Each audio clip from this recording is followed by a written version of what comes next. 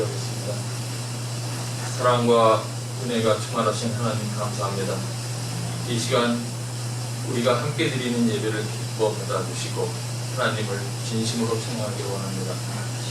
지난 한 주 동안에도 주님께서 우리의 삶을 주장하여 주시고 우리를 주님의 평강 안에서 우리의 마음과 삶을 지켜주시니 감사합니다. 우리의 연약함으로 인해 계속해서 죄를 짓고 세상으로 속한 삶을 살 때도 많았습니다. 우리의 구원자이신 주님을 찬양하며 오직 주님만이 나의 반석이 되심을 고백하오니 저희를 긍휼히 여겨 주시옵소서. 세상 속에서 살면서 주님을 믿고 순종하는 주의 자녀로 살게 하시고 우리의 상한 마음을 주님의 사랑으로 고쳐 주시옵소서. 또한 학업과 사업 등 우리 삶의 모든 문제를 나의 힘으로 해결할 수 없음을 고백합니다. 주님을 우리의 구원자로서 고백하게 하시고 우리의 모든 문제를 주님께 구하게 되어 주시옵소서. 이 시간 말씀을 전해주실 목사님 항상 성령 충만하게 해주시고 예배하는 모든 성도들도 성령 충만으로 주님을 만나게 하여 주옵소서. 살아계셔서 역사하시는 예수님 이름으로 기도드리겠습니다. 아멘.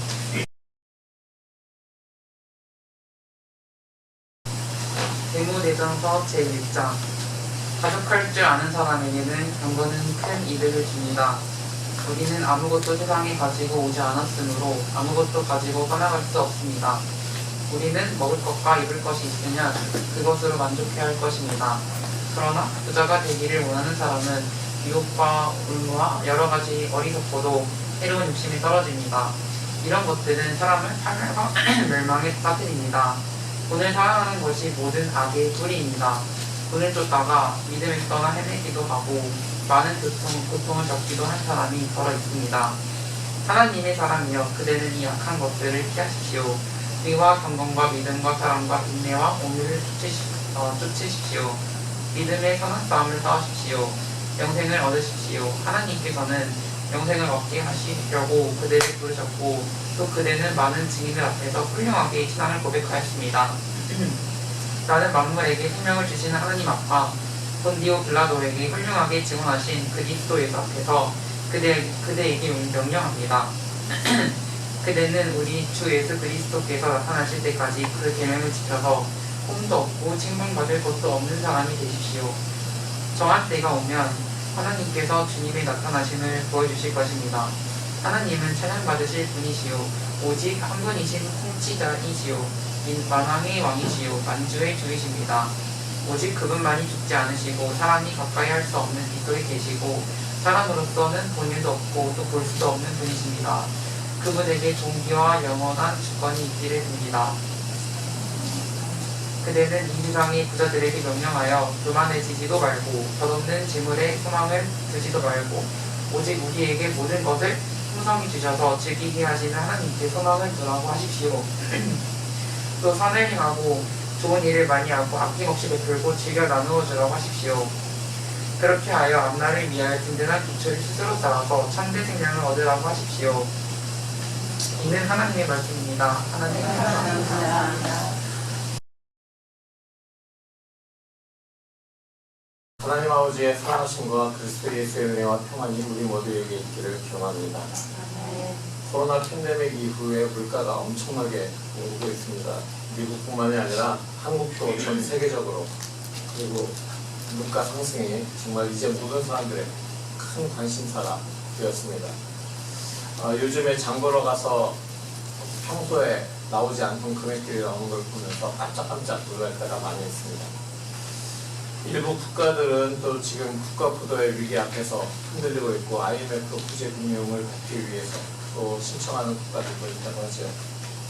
미국에서도 연준에서 계속 지금 금리를 연달아 올리고 있습니다. 그래서 평소에 하지 않던 그런 금리 인상을 계속해서 연준에서 하고 있는 것 때문에 물가 상승이 정말 심각하구나라는 그런 생각을 합니다. 근데 연준에서 계속 발표를 하는 것이 2024년 말 정도까지 계속해서 금리 인상을 해야 지금 물가 인상된 것들이 잡힐 것 같다 이렇게 이야기하는 걸 보면서 점점 허리띠를 졸라매야 되는 거 아닌가라는 생각을 하게 되었습니다. 여러분들은 한 달 살아가시면서 어느 정도의 재정을 필요로 하십니까?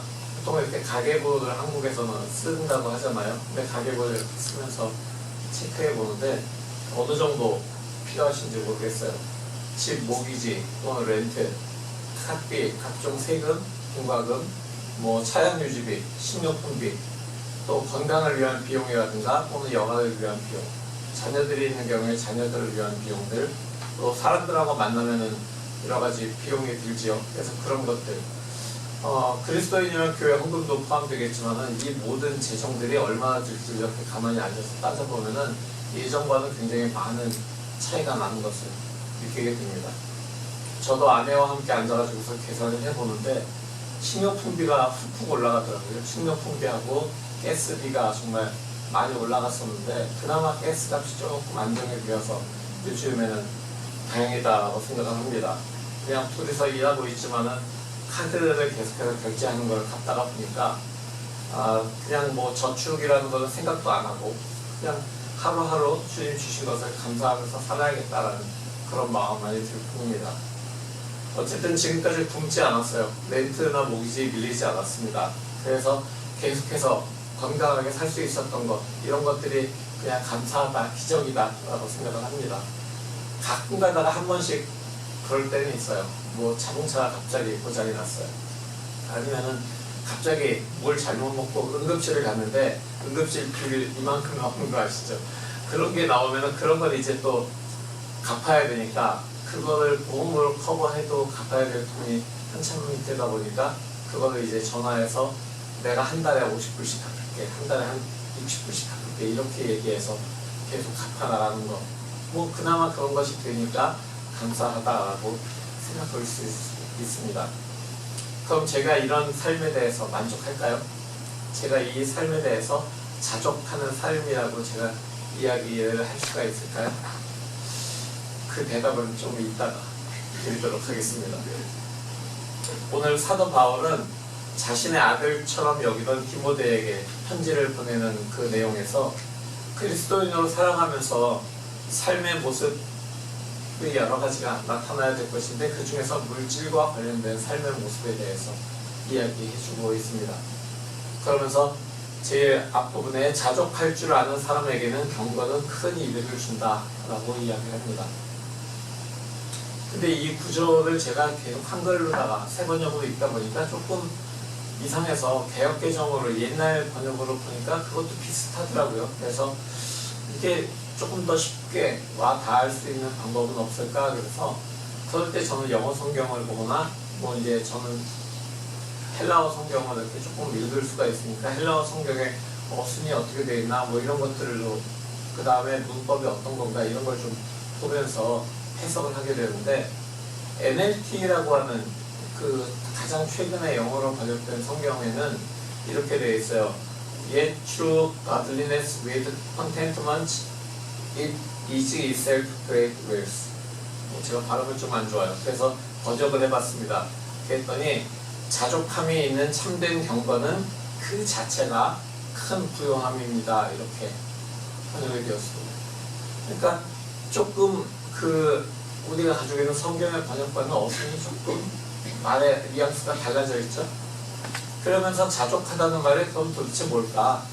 자족하다 라고 하는 것, 스스로가 만족한다라는 뜻인데 뭔가 좀 다른 뜻이 있을 것 같아요. 다른 뜻이 있을 것 같아서 찾아보니까 그리스어인 그 단어는 이런 뜻을 가지고 있습니다. 도움이나 지원이 필요 없는 완벽한 삶의 상태, 이런 의미를 가지고 있더라고요.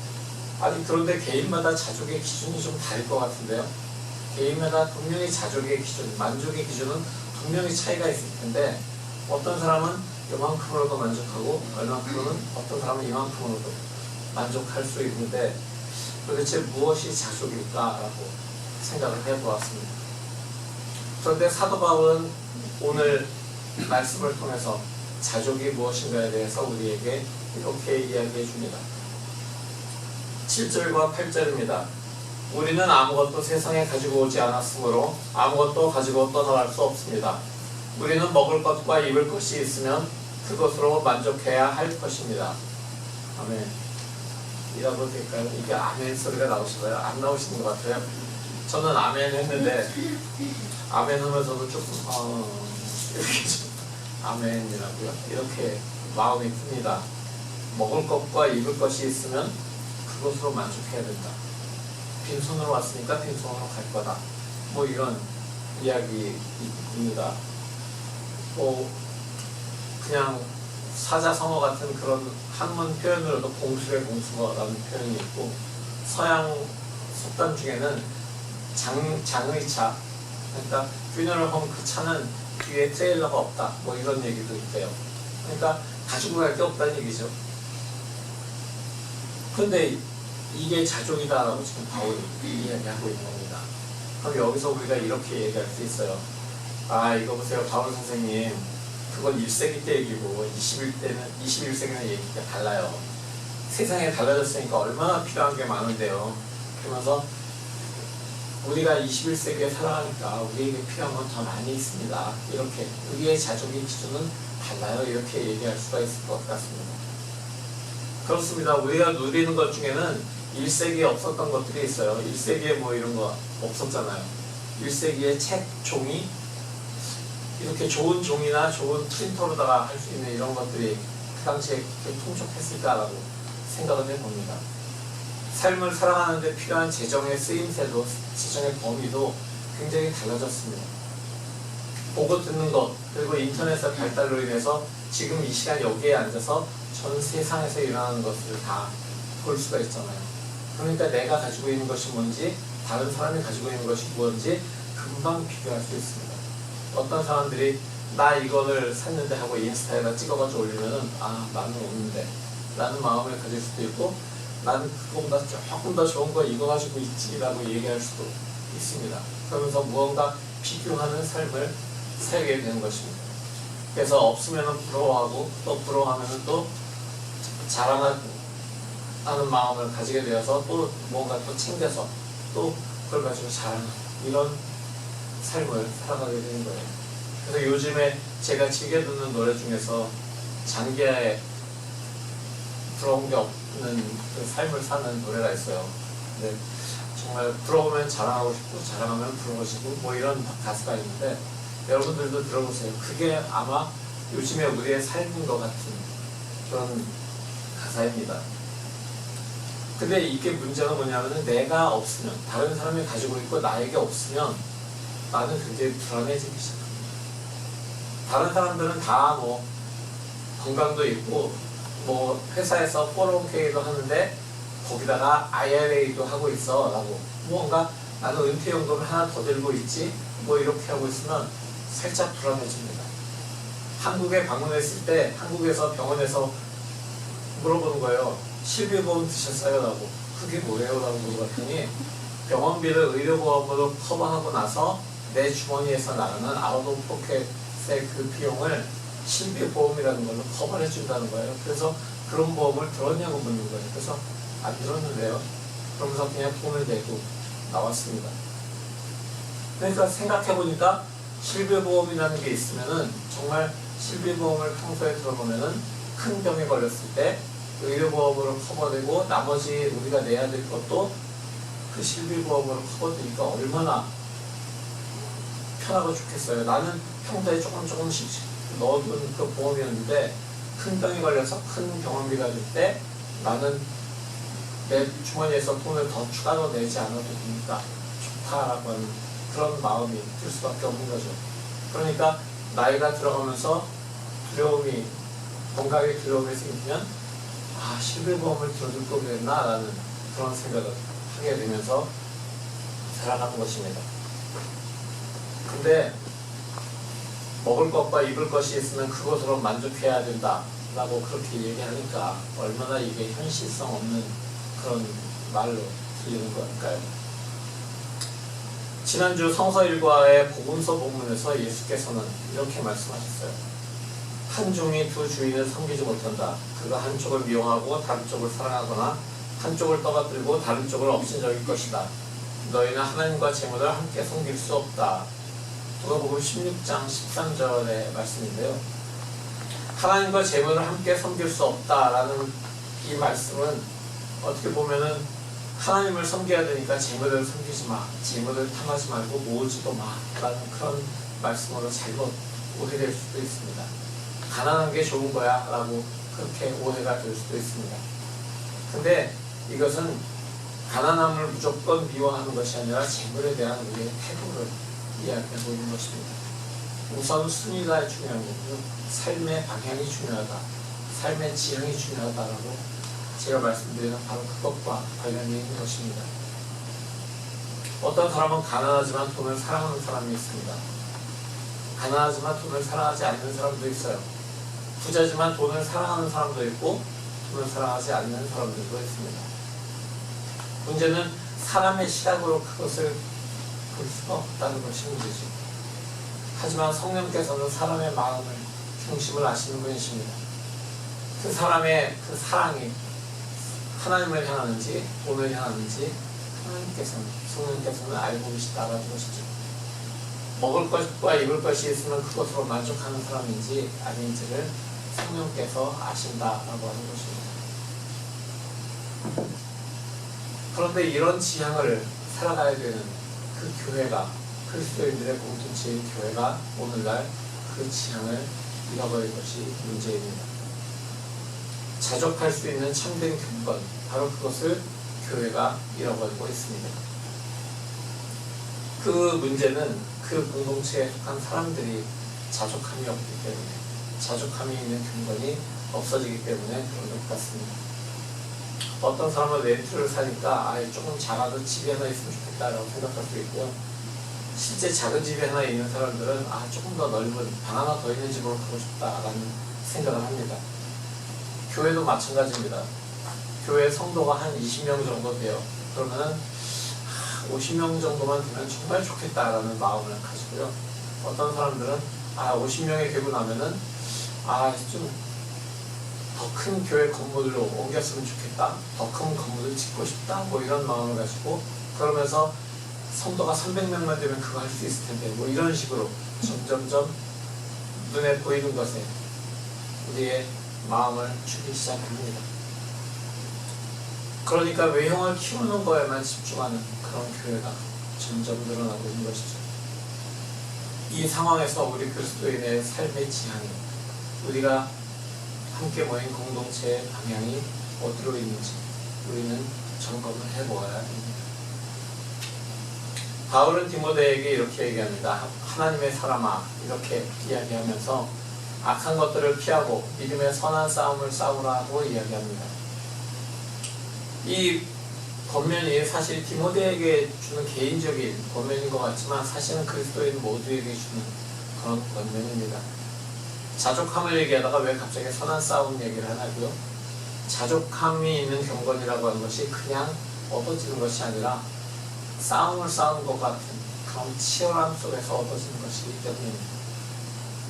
객관적이고 치열한 자기 검증, 그리고 영적인 거룩을 삶으로 가져오려고 하는 끊임없는 노력, 바로 그것이 함께 동반되어야지만 객관적이고 삶의 모든 영역에서 거룩함이 나타날 수 있고, 바로 그런 선한 싸움을 싸워라라고 지금 디모데에게 이야기하는 것입니다. 그러면서 의와 경건과 믿음과 사랑과 인내와 온유를 좇는 삶, 바로 그것이 선한 싸움을 싸우는 것이다 라고 이야기를 하고, 이를 통해서 영생에 이르게 될 것이다 라고 이야기해 주고 있습니다. 그럼 우리가 왜 선한 싸움을 싸워야 될까요? 우리는 선한 싸움을 위해서 부름받은 사람들이기 때문입니다. 그래서 우리는 십자가의 부사라고 이야기하는 것입니다. 그런데 이런 삶을 위해서 우리가 바라보아야 될 어떤 롤 모델이 바로 있습니다. 이 부르심을, 선한 싸움을 우리보다 앞서서 실천하신, 싸워내신 예수 그리스도이십니다. 그리스도를 본받아서 악한 것들을 피하고 믿음의 선한 싸움을 통해서 영생을 얻어내는 그런 우리 모두가 되기를 기원합니다. 이어서 바울은 이 일을 이룰 수 있도록 도우시는 하나님에 대해서 찬양을 하고 있습니다.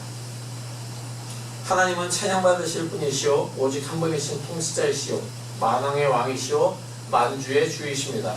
오직 그분만이 죽지 않으시고 사람이 가까이 할 수 없는 빛 속에 계시고 사람으로서는 본 일도 없고 또 볼 수도 없는 분이십니다.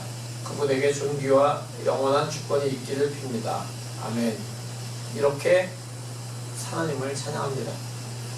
그러면서 덧없는 재물에 소망을 두지 말고 오직 우리에게 모든 것을 풍성히 주시는 하나님께, 그리고 그것을 즐기게 하시는 하나님께 소망을 기원하고 이야기합니다.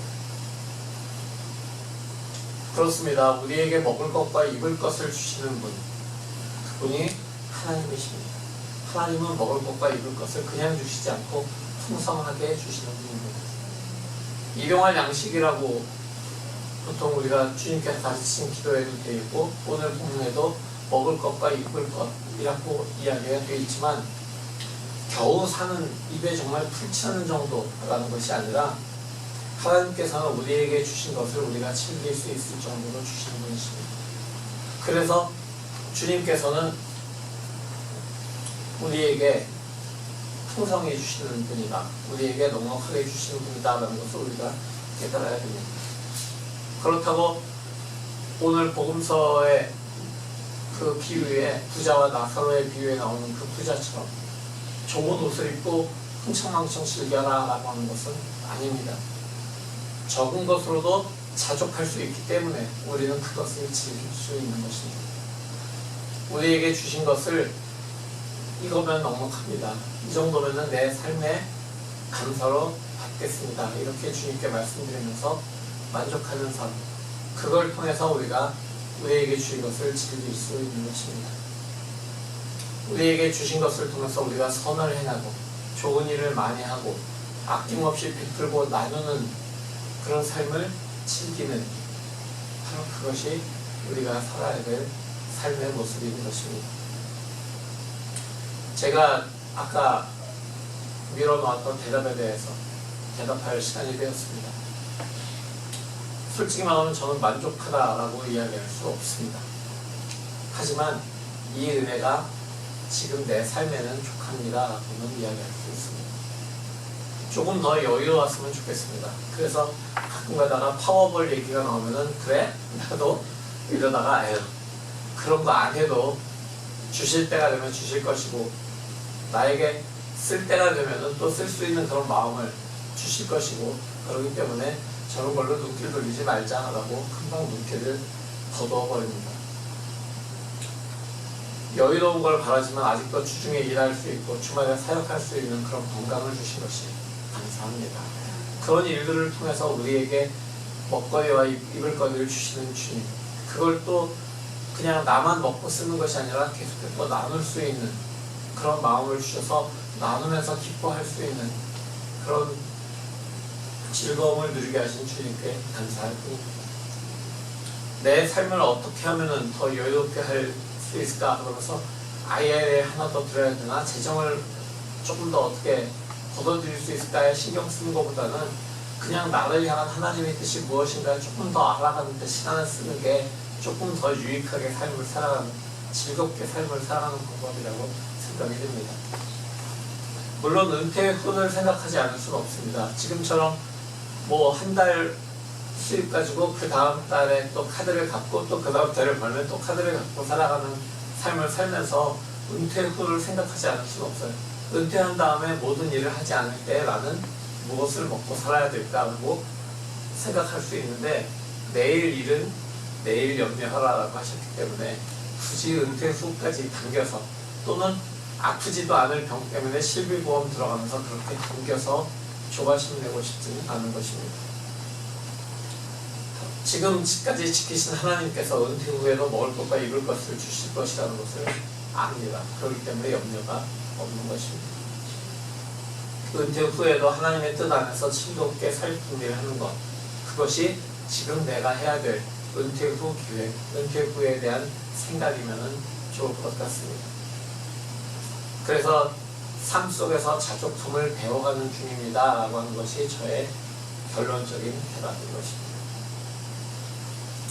사랑하는 성도 여러분, 우리에게 먹을 것과 입을 것을 주시는 하나님이 우리 곁에 계십니다. 그 하나님이 우리와 함께 하신다는 그 사실, 바로 거기에서 자족함이 시작이 됩니다. 내 안에 모든 것을 공급하시는 근원이신 하나님이 계시다. 얼마나 좋은 그런 일입니까?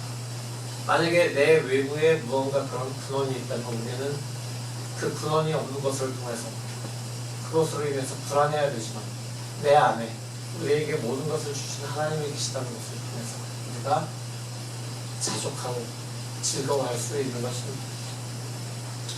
그렇기 때문에 하나님의 나라를 바로 이 땅에 이루는 것에 집중하는 그런 우리가 되길 원합니다. 그것이 우리 그리스도인들에게 주어진 사명이기 때문입니다. 모든 것이 하나님께로부터 왔음을 인정하고 주님 안에서 연결된 공동체의 지체들이 또한 세상의 사람들이 서로 돕고 배려하고 돌보는 그런 삶을 살아가야 되는 것입니다. 계절이 바뀌면서 하나님께서 보여주실 그 아름다운 자연을 보면서 하나님을 찬양하시기 바랍니다. 정치가들의 이빨린 자유가 아닌 하나님 안에서 하나님의 말씀 안에서 참 자유를 만끽하는 그런 가을 날이 되시기를 우리와 함께 하시는 예수 그리스도의 이름으로 축원합니다.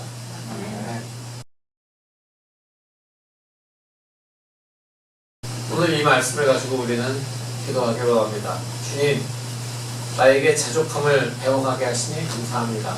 주님께서 모든 것을 공급하시는 분이고 그 주님의 영이 나와 함께 하심을 감사하며 주님께 나아갈 수 있도록 그 영생을 찾을 수 있도록 주님 우리에게 은혜 부어주시옵소서. 이렇게 기도하겠습니다.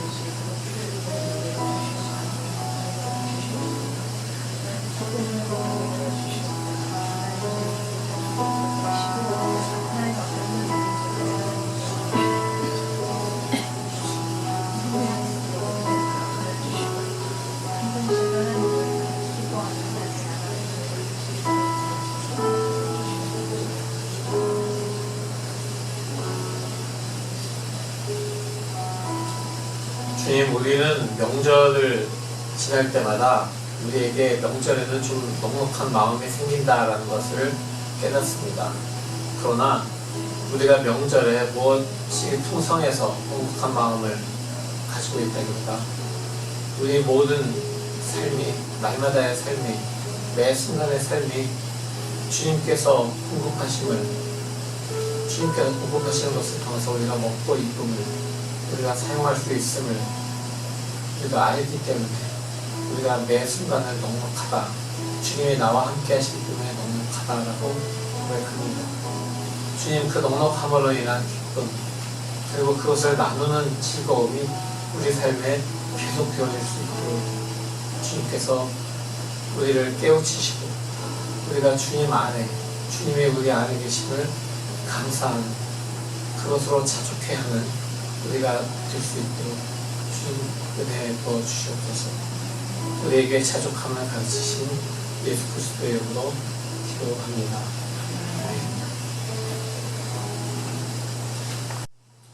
성도 여러분, 복음의 말씀 들었으니 세상으로 나아가십시오. 우리에게 먹을 것과 입을 옷을 주시는 하나님이 우리와 함께 계십니다.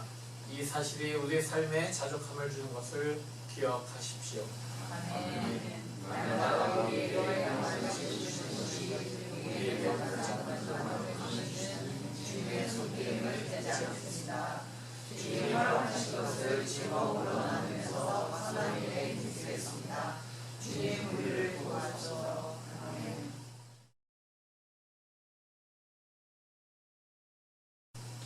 이제는 우리 주 예수 그리스도의 원하신 은혜와 아버지 하나님의 지극하신 사랑하심과 성령의 내주하시고 역사하심이 우리에게 모든 것을 보복하시는 주님이 우리와 함께 하심을 인하여서 자족하고 그 자족함을 기쁨으로 나누기로 결단하고 들어가는 모든 성도들의 모임에 그들의 하는 일과 학업과 직장에 영원토록 함께 하시옵기를 간절히 축원하옵나이다. 아멘.